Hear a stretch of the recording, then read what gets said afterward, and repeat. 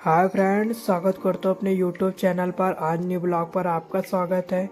तो गाइस, आज हम बात करेंगे गुप्त गोदावरी के बारे में, जो कि चित्रकूट में स्थित है। तो चलिए गाइस, हम बात करते हैं। तो गाइस, अगर आपने अभी तक मेरा यूट्यूब चैनल को सब्सक्राइब नहीं किया हो तो प्लीज़ मेरे यूट्यूब चैनल को सब्सक्राइब कर दीजिए, ताकि मेरे सभी आने वाले वीडियो आपको मिलते रहेंगे। तो चलिए गाइस, हम बात करते हैं।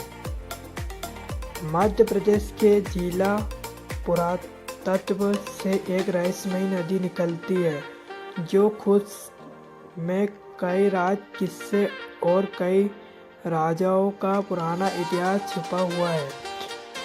घर है यूपी के ही रामघाट से लगभग 18 किलोमीटर दूर विंध्य शिखर के पन्ना श्रेणी में एक गुप्त गुफा है, जिसे गुप्त गोदावरी के नाम से जाना जाता है। इस जगह पर जाती है यूपी की सबसे दिलचस्प जगह है। इस जगह का अपना आध्यात्मिक महत्व है, साथ ही कुछ प्राकृतिक तौर पर चौंकाने वाली रहस्यमयी चीज़ें भी यहाँ देखें। पुरातत्व के अन्य सभी पर्यटन स्थलों की तरह यह भी अपना एक पौराणिक इतिहास है। गुप्त गोदावरी गुफाएं भूगर्भ के लिए सबसे आकर्षण का केंद्र है। गुप्त गोदावरी में दो रहस्यमय गुफा भी है, जिनमें से एक गुफा और बड़ी, दूसरी गुफा छोटी लेकिन लंबी है। जब हम बड़ी गुफा में घुसते हैं तो हमें वह बहुत खामोशी का एहसास होगा। इस गुफा में हमें पानी नहीं मिलेगा। जैसे जैसे हम गुफा के फाइनल में गुलाम खामोशी और दोस्तों और भी बढ़ेगी। गुफा के आखिरी में हमें एक तालाब मिलेगा। दूसरी गुफा में रसायन शास्त्र पर हमें गुफा में पानी मिलेगा। जब आप गुफा को गौर से देखेंगे तो वह आपको और भी अधिक विचित्र लगेगी। इन गुफाओं को कई प्राचीन प्राकृतिक ने अपने चमत्कारों से बनाया है। जैसे जैसे हम अंदर जाएंगे, पानी हमारे दांतों तक आ जाएगा। हमें एक अलग तरह का ही रोमांच का एहसास होगा। गुफाओं में घूमने के लिए हमारे आदिवासियों को जहाँ पानी नहीं है, वहाँ अभी भी पानी का एहसास होगा कि पीछे क्या राज है, किसी को पता नहीं है।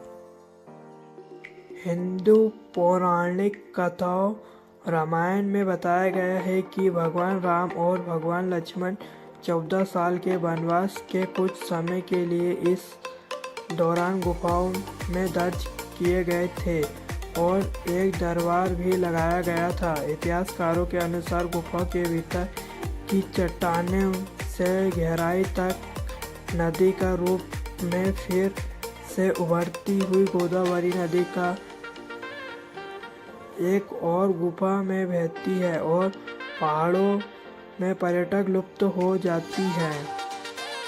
बाद में पानी को विशाल रॉक की छत से बाहर की आकृतियाँ दिखाई दी। कहा जाता है कि जहाँ से पानी के तट पर है, वहाँ दानव मकर का तट है। पुरानी दंत कथाओं में कहा गया है कि जब माता सीता नहा रही थी, तब इस राक्षस ने सीता माँ के कपड़े चुराने की कोशिश की थी। तब दानव कलाकार के इस ही काम के लिए लक्ष्मण ने दानव का मौत के घाट उतार दिया था। कवि और कथाकार वाल्मीकि और तुलसीदास ने गुफाओं के बारे में कहा है कि गुफा से बहुत ही दूर तक रास्ता जाता है।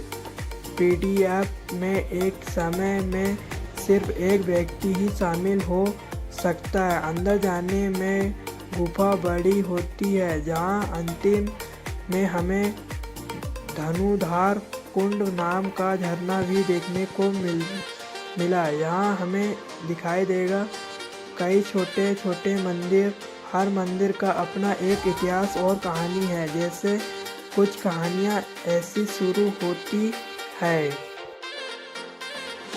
वह अंधेरे चेहरे पर असुर बना हुआ है। यह दो चट्टानों थी जिन पर राम लक्ष्मण बैठे थे। गुफा से बाहर निकलने पर हमें पंचमुखी शिवलिंग की मूर्ति दिखाई देती है, जिसमें पवित्र त्रिमूर्ति ब्रह्मा विष्णु शिव है। ऐसा कहा जाता है कि गोदावरी नदी का जन्म महाराष्ट्र के नासिक में 920 किलोमीटर में दूर हुआ था। यह बात भी सुनने में आई है कि देवी गोदावरी के चित्र में गुप्त रूप प्रकट हुआ था, ताकि वह भगवान राम के रूप में दर्शन कर सके। यहाँ भी हो सकता है कि देवी भगवान राम की त्रेता युग में ऐसी कोई बात नहीं थी। गुफा में ज्ञान वास करेंगे, यह बात काफ़ी हद तक सच है। ऐसा नहीं कहा जा सकता, लेकिन इससे मिलती जुलती दादी किस्से हमें रामायण में काफ़ी मिल जाएंगे। जैसे सबरी की कहानी। सबरी को विश्वास था कि भगवान राम उन्हें दर्शन देने गए थे और अपने वनवास के दौरान वह सबरी की कुटिया में गए थे और उन्हें दर्शन दिए थे। गुफा के बाहर कच्चे माल की खरीदारी के लिए कई दुकानें भी मौजूद है। अगर आपको गुफा की कोई याद अपने साथ लेकर जाना चाहते हैं तो उसके लिए वहां आपको स्मृति चिन्ह, वनस्पति तेल और लकड़ी से बनी हुई शिक्षाएं मिलनी चाहिए, जिन्हें आप खरीदकर अपने घर में एक याद की तरह सजाकर रख सकते हैं। आपको भोजन के लिए यहाँ भी बड़ी छोटी हर तरह की दुकानें और रेस्टोरेंट है। ISO में आपको गर्म समोसे और मिठाई रबड़ी भी मिलेगी। यहाँ आपको खाने की कोई तकलीफ नहीं होगी। हम बात करेंगे गुप्त गोदावरी में घूमने का समय। सुबह 7 बजे से शाम 6 बजे तक हर दिन खुला रहता है। प्रवेश मूल्य नहीं है। घूमने का समय 2 से 3 घंटे। स्थान चित्रकूट, जन्म स्थान जिला मध्य प्रदेश। इस तरह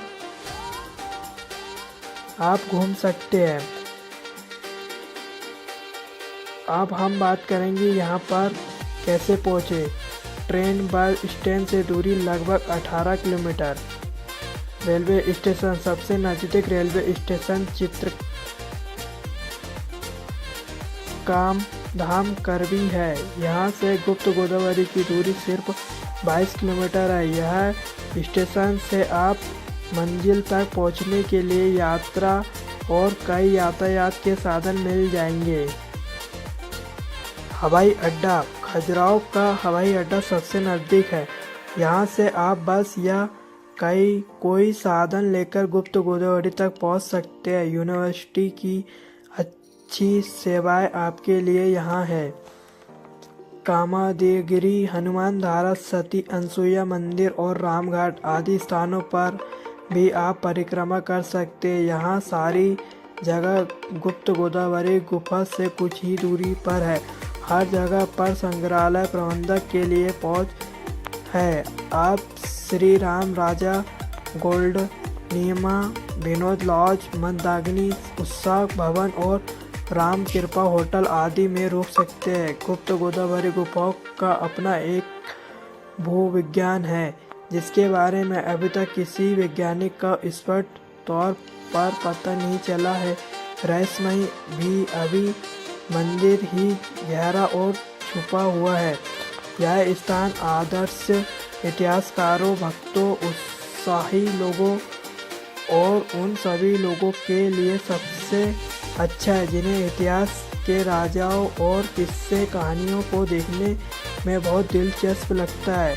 यह जगह हर तरह के लोगों को घूमने के लिए है। तो गाइस ये थी कुछ जानकारी। तो गाइस अगर आपने अभी तक मेरा यूट्यूब चैनल को सब्सक्राइब नहीं किया हो तो प्लीज़ मेरा यूट्यूब चैनल को सब्सक्राइब कर दीजिए ताकि मेरे सभी आने वाले वीडियो आपको मिलते रहेंगे। तो गाइस ये थी कुछ जानकारी। अगर आपको ये वीडियो पसंद आया होगा तो लाइक कीजिए, कमेंट कीजिए, शेयर कीजिए और कमेंट में बताइए कि कैसा लगा आपको वीडियो। तो गाइस मिलते हैं नेक्स्ट वीडियो पर, जब तक के लिए बाय।